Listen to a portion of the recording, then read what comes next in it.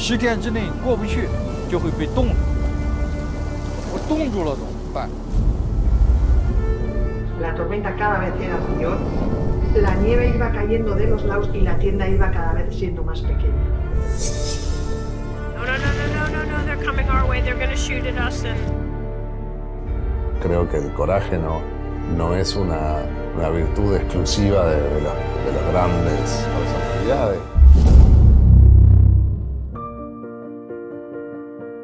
当然，可以没有诗，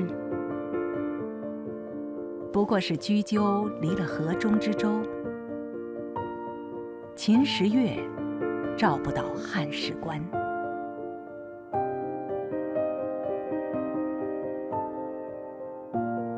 不过是阳春吹不响号角，长夏转瞬凋落。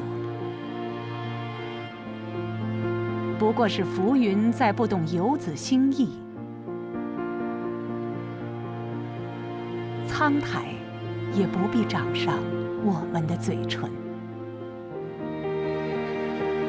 但我们的心又如何乘着万里细浪，飘然来到彼此身旁。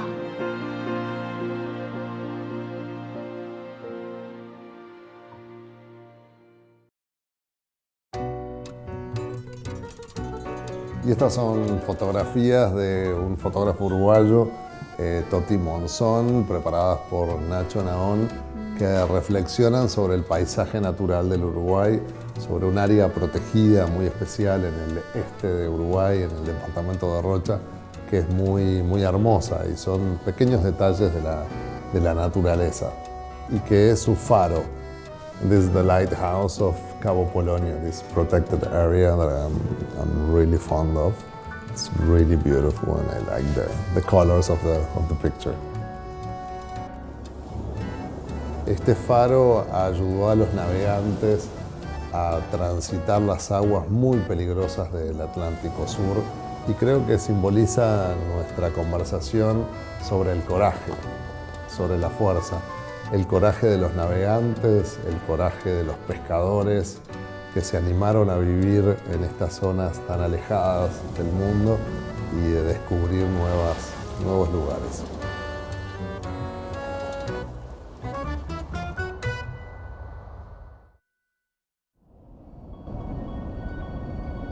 2022年11月，以一条帆船为家，只靠风与帆的作用，54岁的翟默完成了人类史上第一次不停靠帆船环航北冰洋。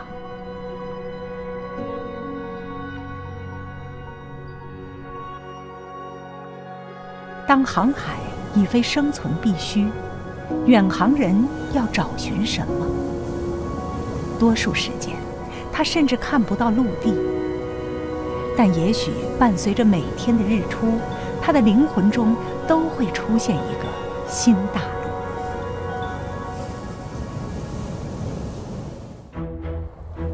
我当时买船的目的是很单纯的，就是需要自由。在20年前，我去很多的国家办这个签证，有的被拒签，就很麻烦，你知道吗？当时我在新西兰问那个航海家的时候，我说航海要不要签证？他说不需要，叫落地通关。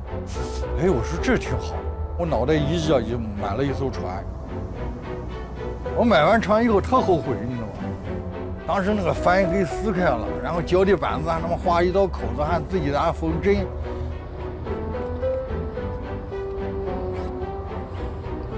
当时我想，哎呀，我他妈那么好日子不过，干嘛弄条破船呢？我一个人买了船以后，连 GPS 都不会看，一个人在海上飘了28天。我为什么要航海？我把所有的东西全整明白了。这是驾驶室，这个舵，这边是海图，从这个空里穿出，绕过这绳子，这就是水手节，这是去摇把，插在这个地方，然后开始摇。我有个双尾嘛，这是主尾，这是大前帆，从后边一拉以后，这个帆唰就出来了。航海你必须得要木工、钳工、锻工、油漆工都得自己做，要不否则你在海里边儿那么出现问题。我的航海像无师自通似的。最长的时候，我在海上漂了50多天，基本上是以那种左手拿酒，右手掌舵。实在太累的时候，就把那个舵别在腿上，用个绳子一绑，然后那个风向一变的时候，那个舵就别那个腿嘛，我就醒了。当时的想法是，我只到一个地方，他们再不航了。结果到了一个地方的时候，自己还活着，还又想去别的地方去了。一个人航海，其实活着已经挺不容易了，这孤独其实很低了。因为时常的恶劣的天气，刮得跟鬼哭狼嚎那儿。这次我们回来的时候，西北太平洋1个礼拜遇到了3个台风，这是在过去的航海史里边几乎也是没有的。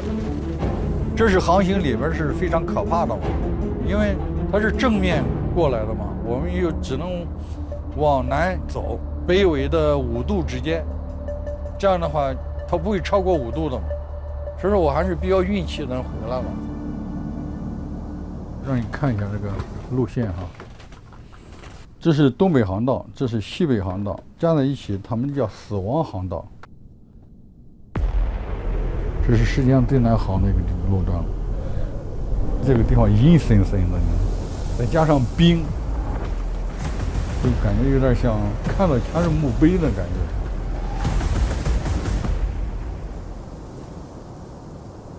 上次走那个海上丝绸之路的时候，走到索马里我们遇到了无期海盗，海军还给我们护航。其实我也不愿意遇到海盗，但是你遇到海盗，你要去面对。我的那个武装保安就说了，因为开不开枪取决于船长，就取决于我。我一个德国的一个朋友跟我说，在索马里红海那地方，有条帆船被劫了，当时6个人，没有一个活着的。然后我就告诉他，我说，如果在我们枪的射程之内，一定要首先开枪。但是我们船上有武装，我们配了3把 AK 枪，800发子弹。他们过来围着我们的船转的时候，就看到我们船上有武装嘛，一看我们人比他玩命。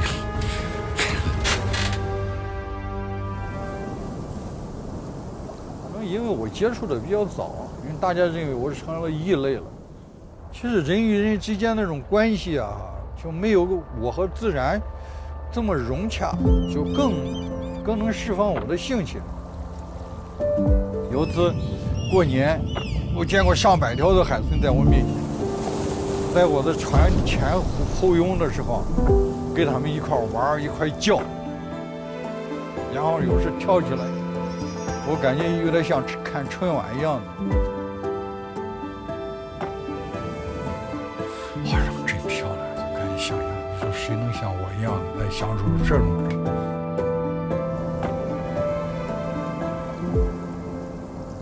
其实每次航海，我给我自己定标准的时候，都有种应该说那种品质吧，叫自虐。人类的极限，就是因为自虐，他有一种快感，他像走在一个钢丝绳上似的，你掉下来就死，待在上面就你能活着。就像我在给自己定目标一样的，就是我在不断的给自己身体上在加码，我必须要承受那种，我这次死不了了以后，我又有一个新的高度，又出来了，好了伤疤忘了痛，就这样。上瘾，叫蓝色鸦片。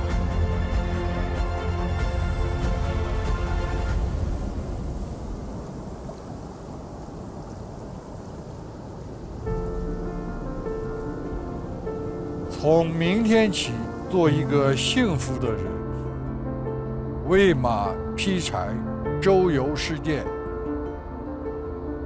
从明天起，关心粮食和蔬菜。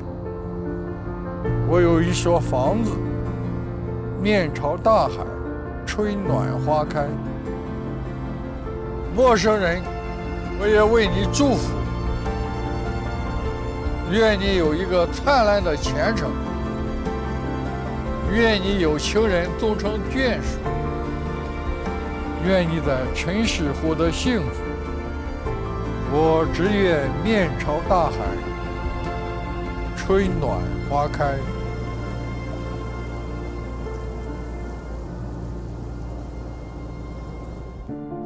但他情愿远离春暖花开，浮天沧海远，万里眼中明。也是在那里，幸福有着不一样的定义。而有人更跋涉天际，那里夜比白昼更绮丽，那里寒冷如酒，将诗和美封藏。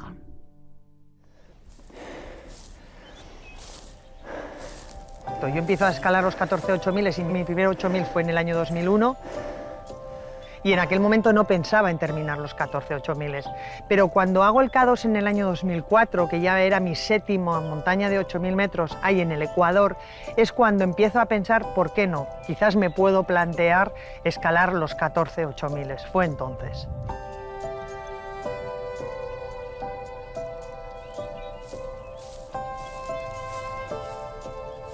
Soy una persona, creo que ambiciosa, donde los retos y la dificultad le gusta en todos los aspectos.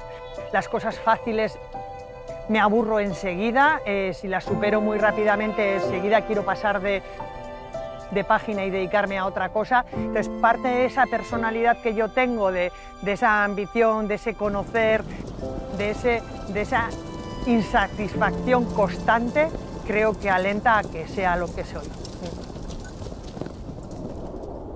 Yo creo que el K2 es la montaña más emblemática de los 14, la más difícil, la que en aquel momento, que era el año 2004, para mí era un reto muy, muy grande.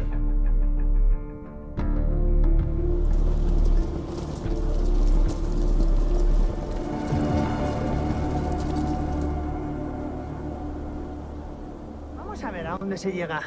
No hay que echar la toalla hasta el último momento.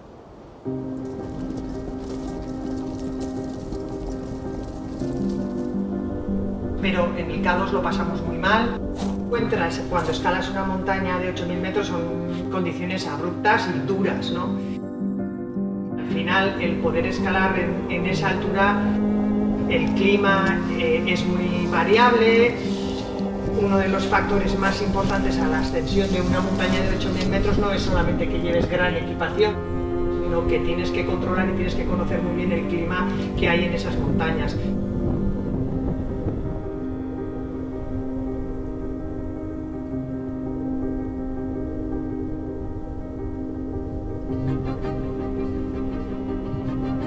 A ver, campo 1, cambio. ¿Cómo habéis encontrado la nieve? ¿Hay mucho hielo? ¿Cómo está? ¿Cambio? Sí, hay zonas de hielo, se va sobre el glaciar, la parte de abajo hay unas grietas ahí que están peligrosas, que queremos mañana también poner algo de cuerda. Ajá.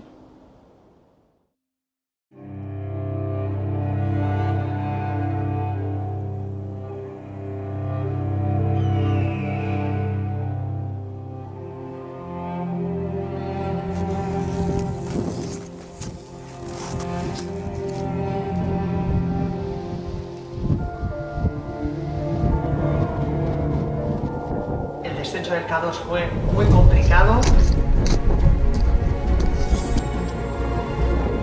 De aquel K2 yo vine con congelaciones, me tuvieron que amputar 2 dedos de los pies. Y es la primera vez que realmente veo que mi vida corre peligro en aquella expedición.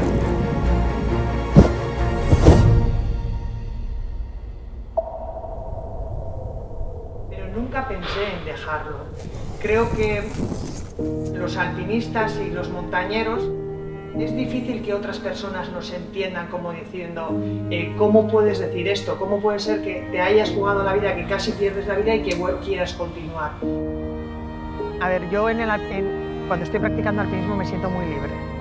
Para mí el mejor momento de una expedición es ponerme en un campamento base debajo de aquellas grandes montañas observarlas desde abajo y sentir lo pequeño que es el humano y lo grande que es este mundo, lo mucho que tenemos que cuidarlo, ¿no? Esa sensación es la que la naturaleza me transmite en aquellas grandes montañas. Me gusta tanto, es parte de nuestra vida que sin ello no seríamos felices, por eso volvemos, por eso pienso que nunca he pensado en dejarlo.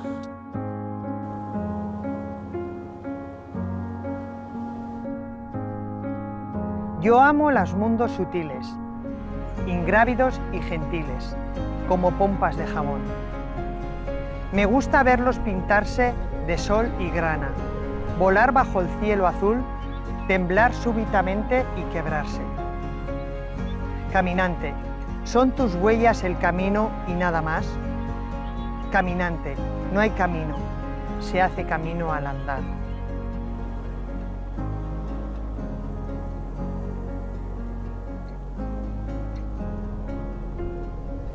所以说，勇气并不是你无所畏惧，而是当你心存畏惧的时候，仍然能够迎难而上，在认清生活的本质后，依然热爱生活。 Creo que el coraje no es una virtud exclusiva de las grandes personalidades que por supuesto han demostrado un coraje excepcional de carácter histórico.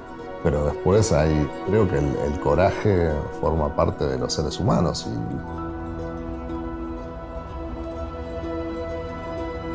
y probablemente sea un elemento también animal, que claramente viene en nuestro ADN.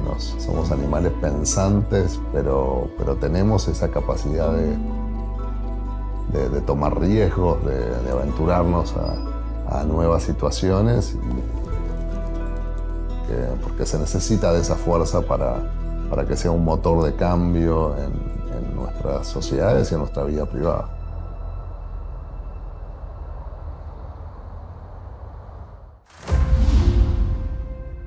Supermarket where we had heard that there was some action and we went to see what was going on. And when we got there, a car full of FACT militants, they had been stealing, looting in the supermarket, and they didn't want that documented. Guys came out with AK-47s and with pistols, and they came running towards us, and they were aimed at us.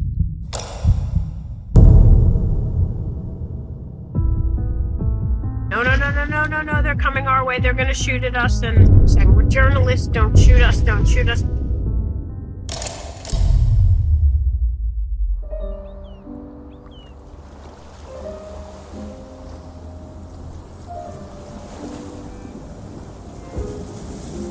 I originally came into this profession or is to try and see things clearly, go beyond what is often subjectivity that is cast upon us. And my responsibility is to somehow, all those sensory things that I described about being in the field and being there, is to somehow help the person sitting at home understand that, what it means, what conflict really means.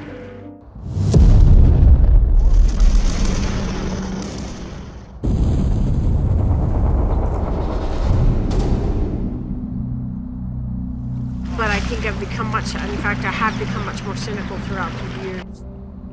The UN Refugee Agency, UNHCR, when Syrian and Russian forces launched militants vying for power.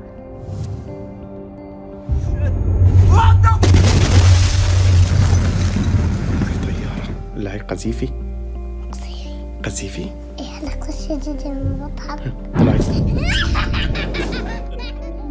all of this. What do you expect me to do? Fix it? I just want to be a doctor or anything to help my people. I can't. احنا بنعبي مي يشربون ايش احنا ما نزل ايش احنا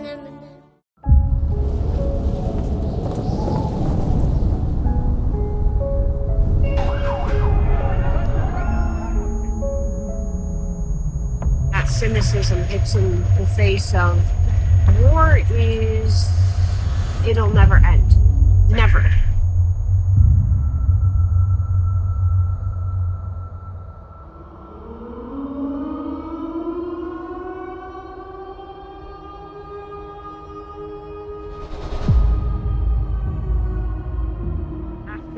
the airstrikes, they were constant, and there was a constant fear of being hit by the airstrikes. Scared to go to sleep at night because of that. Will we get hit tonight?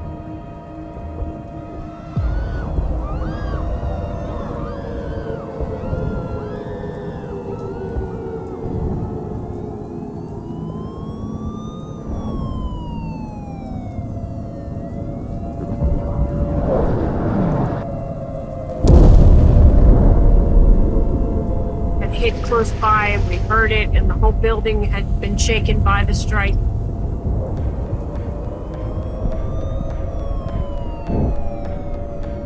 We went out to the street, and there was blood and dead bodies in the street, and somebody came and identified his relative.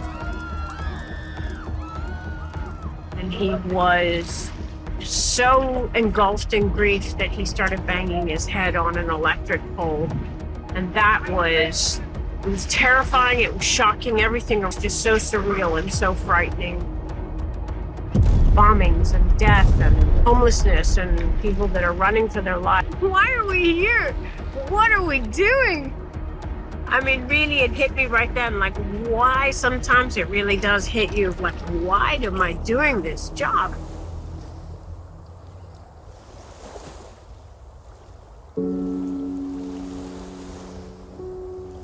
Do I think about quitting my job? Yes, indeed, I do. Because it's overwhelming, and it's a lot, and I'm not 20 years old anymore. The potential of what could happen and leaving people behind who would be grieving. How much people can lose and be devastated and yet still be driven to help other people. And perhaps sometimes that gets them through their own devastation. People who have lost children, who are helping other people cope who have lost their children. People who have very little in terms of wherewithal financially, but open their homes and their tables. I would say it's the selflessness. Countering that, and that is something that over and over again, that is what inspires me. It's a transcendental, and I guess it's just now it becomes a situation sometimes of it's what I do, it's what I'm used to doing, and that's it. But that's why I continue to do it.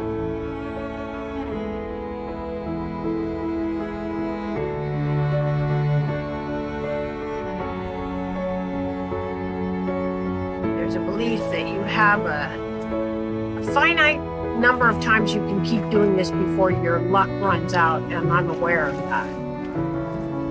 And think about that. But for now, yeah, it's still working for now.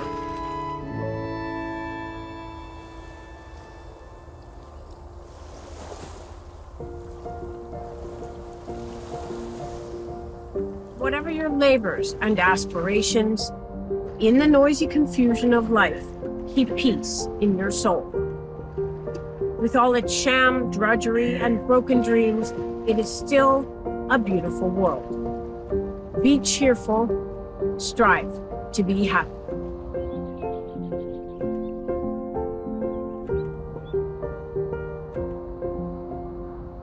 江头未是风波恶，别有人间行路难。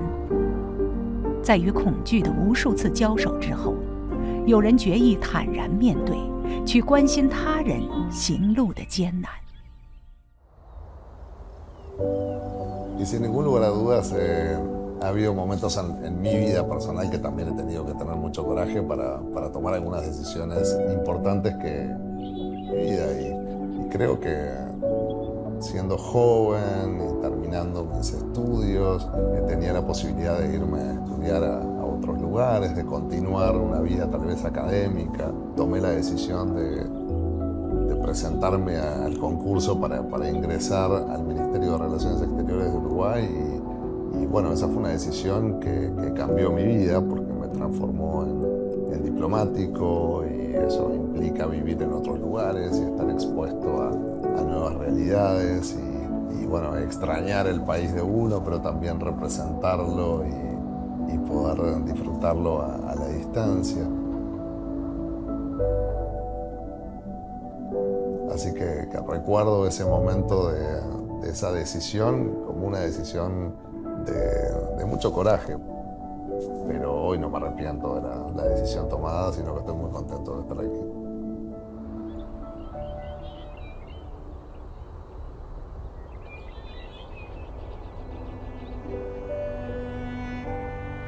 Sigo en pie, por latido, por costumbre, por no abrir la ventana decisiva y mirar de una vez a la insolente muerte, esa mansa dueña de la espera. Sigo en pie por pereza en los adioses, cierre y demolición de la memoria. No es un mérito, otros desafían la claridad, el caos o la tortura. Seguir en pie quiere decir coraje o no tener donde caerse muerto. Mario Benedetti.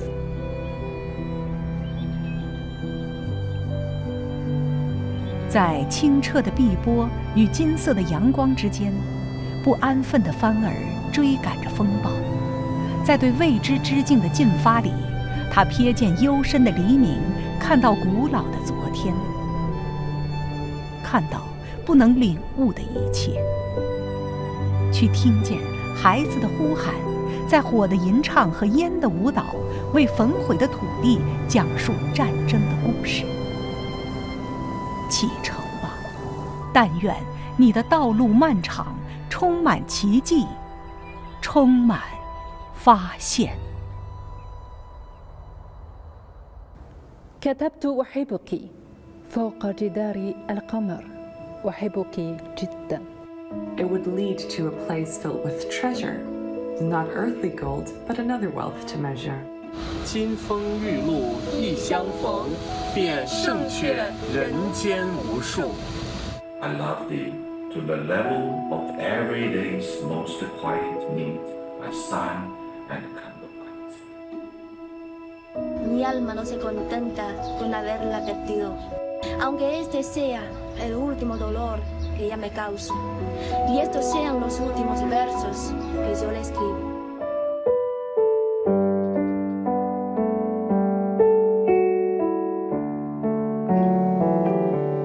Clear and shallow the Milky Way, they are not far apart, but the stream breams always between. And gazing at each other, they cannot speak. Love you, China!